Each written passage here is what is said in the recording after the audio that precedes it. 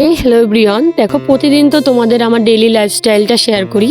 আজকে ভাবলাম আমি কিভাবে মাংস রান্না করি সেটাই তোমাদের সাথে একটু শেয়ার করি। সবাই সবার মতো সবাই বিভিন্ন রকম স্টাইলের মাংস রান্না করে, আমি একটু এরকম করে মাংসটা রান্না করি। আমার মনে এরকম করে রান্না করলে মাংসর যে একটা আষ্টে গন্ধ থাকে না, ওইটা থাকবে না। প্রথমেই দেখো পেঁয়াজ কড়াই আমি দিয়েছিলাম, তেল দিয়ে পেঁয়াজ শুকনো লঙ্কা ফোড়ন দিয়েছিলাম। আমার কাছে জিরে ছিল না আমার ঘরে, তাই জিরে দিইনি। জিরেটা তো দিতেই হয়, আমি একদম ভুলে গেছি। তারপরে দেখো পেঁয়াজটা ভালো করে ভাজা ভাজা হয়ে গেলে আমি ওর মধ্যে চিকেনটা দিয়েছিলাম।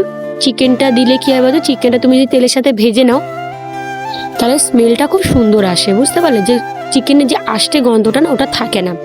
আর তারপরে চিকেনটা ভালো করে ভাজার পর ওর মধ্যে আমি মশলা দিয়েছিলাম, পেঁয়াজ বাটা, আদা বাটা, রসুন বাটা, জিরে বাটা, এগুলো সব মিক্স করে দিয়ে ভালো করে কষিয়ে নিচ্ছিলাম যতক্ষণ না মানে তেলটা ছেড়ে যায়। আমি এর মধ্যে আজকে কোনো শুকনো লঙ্কা অ্যাড করিনি, কারণ শুকনো লঙ্কা আমার বর খেতে চায় না, মানে ওই জন্য আমি অ্যাড করিনি। এভাবেই আমি রান্না করি চিকেনটা। শুকনো লঙ্কা দিলে কালারটা একটু সুন্দর আসে, কালারের জন্য অনেকে দেয়, আবার অনেকে স্বাদ ব্যালেন্সের জন্যও দেয়। যথারীতি যার যেটা ভালো লাগে সে সেটা দেয়। তারপরে দেখো আমি ভালো করে দিকে মাংসটা কষিয়ে নিচ্ছিলাম। আর আমি মাংস কষানোর সময় না একটুও জল দিই না, পুরোটাই অল্প লো ফ্লেমে ঢাকা দিয়ে আস্তে আস্তে করে মাংসটা কষি। এতে দেখবা যে মাংসর যে জলটা আছে ওই জলটা বেরিয়েই ওইটাতেই পুরো মাংসটা কষানো হয়ে যায়। আমি এরকমভাবেই মাংসটা রান্না করি। আর তারপরে দেখো আমি এর মধ্যে আলু দিয়ে দিয়েছিলাম। নর্মালি আমি না আলুটা ভেজে নিই, আজকে হচ্ছে ঠিক আলুটা ওরা সেদ্ধ করেছিল, ওই সেদ্ধ আলুটাই আমি ওর মধ্যে দিয়েছিলাম। ভালো করে মাংসটাকে আলুর সাথে কষিয়ে নিয়ে ওর মধ্যে আমি দেখো জল অ্যাড করে দিয়েছি, যতটা জল লাগবে।